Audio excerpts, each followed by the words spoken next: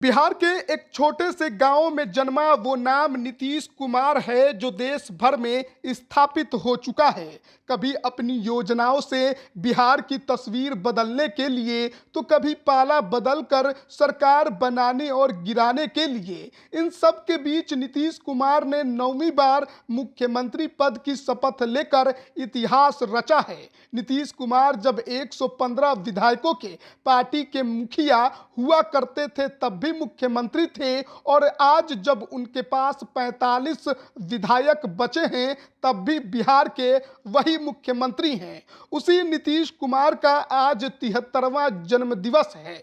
नीतीश कुमार के सफरनामे के बारे में काफ़ी कहानियां तैरती रहती हैं, लेकिन बताया जाता है कि नीतीश कुमार कभी अपने दोस्तों के लिए बस हाईजैक कर लिया करते थे, तो कभी अपनी शादी को दहेज मुक्त करवाने के लिए अपने पिता से लड़ लेते थे।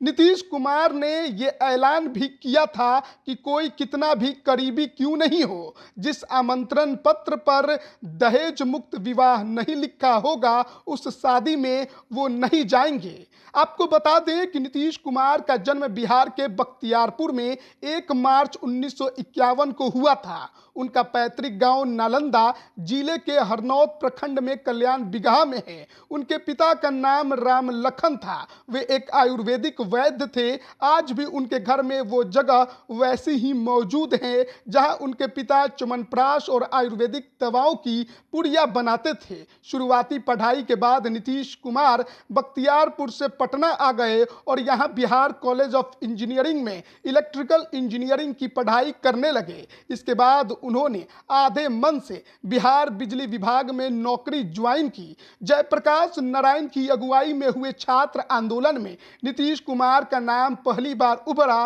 और यहीं से उन्होंने राजनीति की शुरुआत की। इसके बाद वो रुके नहीं और आज वो अपने राजनीतिक करियर में शिखर पर हैं।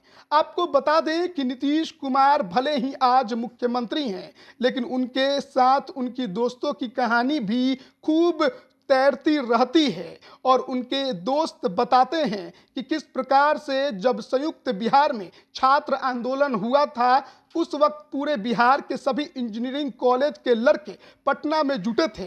सेक्रेटेरिएट के सामने 2 नौजवान बहुत तेज भाषण दे रहे थे। उसमें से एक नीतीश कुमार और दूसरे उनके दोस्त कौशल किशोर थे। उनके दोस्त बताते हैं कि मुलाकात नीतीश कुमार से बांकीपुर जेल के गेट पर हुई और दोस्ती जेल के अंदर हुई। तब से जो दोस्ती है वो आज भी बरकरार है। उनके बारे में कहा जाता है कि एक वाकया ऐसा है, जब नीतीश कुमार कॉलेज के दिनों में हॉस्टल में रहते थे पर उनके दोस्तों को आने जाने में काफ़ी दिक्कत होती थी। कॉलेज के लिए कोई बस नहीं होती थी और जो छात्र दूर से आते थे उन्हें बहुत परेशानी होती थी। इस परेशानी को देखते हुए नीतीश कुमार ने अपने दोस्तों के साथ मिलकर सचिवालय के पास एक बस को हाईजैक कर लिया था। बस का ड्राइवर कूदकर नाली में गिर गया था। बस हाईजैक करने के बाद उन्होंने बिहार इंजीनियरिंग कॉलेज में लाकर उस बस को खड़ा कर दिया। कुछ गुंडों ने उन्हें धमकी दी थी कि यह बस गंगा नदी में धकेल देंगे। फिर नीतीश कुमार बस के सामने हाथ खोलकर खड़े हो गए और कहा कि यह हमारा अहिंसात्मक आंदोलन है, पहले मुझे मारो, उसके बाद बस को जो करना है करो। पर उन गुंडों ने कुछ नहीं किया। इस घटना का असर ये हुआ कि 1 हफ्ते के अंदर तत्कालीन मुख्यमंत्री और कुलपति ने उन्हें बुलाया और तब यूनिवर्सिटी स्पेशल बस छात्रों के लिए चलनी शुरू हुई। तो नीतीश कुमार के दोस्ती के भी किस्से काफ़ी ज़्यादा घूमते रहते हैं। और नीतीश कुमार के बारे में उनके दोस्त ये भी बताते हैं कि वो खाने के बहुत शौकीन हैं। जब नीतीश कुमार छात्र जीवन में थे तो उन्हें पेटू किस्म का इंसान कहा जाता था। पटना की किस गली में, कौन सी दुकान में किस समय सस्ता और अच्छा खाना मिलता है, यह नीतीश कुमार को काफ़ी अच्छे से पता था। सुबह से लेकर रात तक उनका 4-5 बार नाश्ता और 3-4 बार खाना हो जाता था। गांधी मैदान स्थित सोडा फाउंटेन रेस्टोरेंट और डाक बंगला के पास बिहार राज्य कॉफ़ी बोर्ड नीतीश कुमार की मनपसंद जगह हुआ करती थी।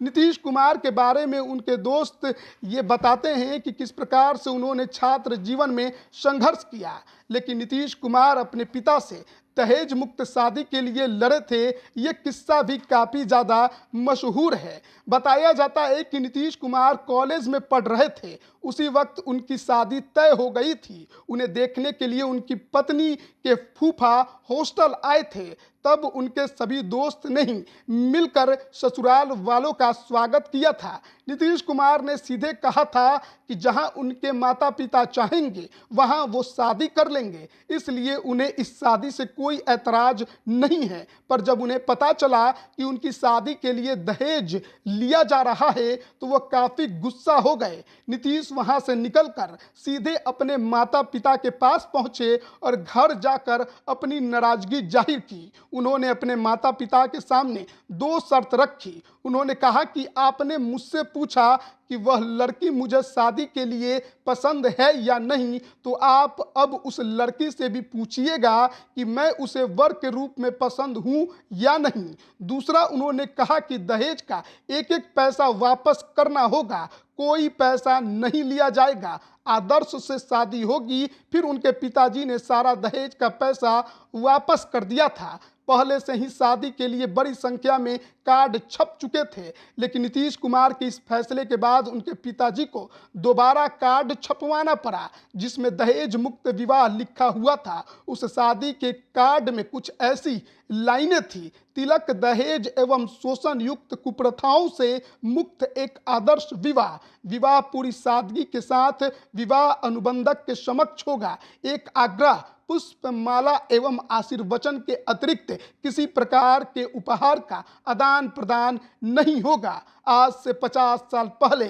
यह एक नायाब बात थी। पटना के लाला लाजपत राय हॉल में 22 फरवरी 1973 को नीतीश कुमार का विवाह मंजू देवी से हुआ था। यह शादी बहुत सिंपल थी, कोई दिखावा या भव्य भोज नहीं हुआ था। रजिस्ट्रार ने शादी की रजिस्ट्री की, दोनों वर वधू ने एक दूसरे को वरमाला पहनाया और शादी संपन्न हुई। तो नीतीश कुमार के किस्से जो आज आपको दिखते हैं वो इतिहास के पन्नों में भी काफ़ी ज़्यादा मशहूर हैं।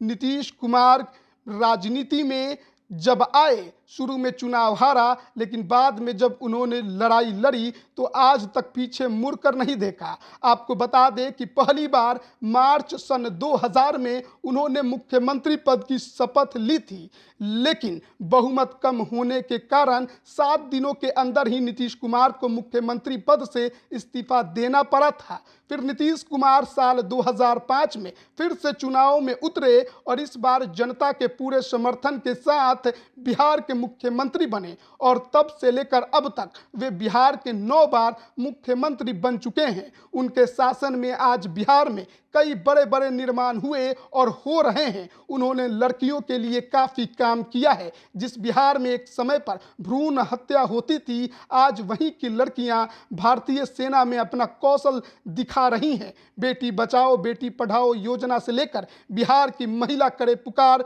शराब मुक्त हो मेरा बिहार तक नीतीश कुमार के फैसलों से ही बिहार की छवि बहुत बदली है। लाइव बिहार यूट्यूब पर सब्सक्राइब और फेसबुक पर लाइक जरूर करें।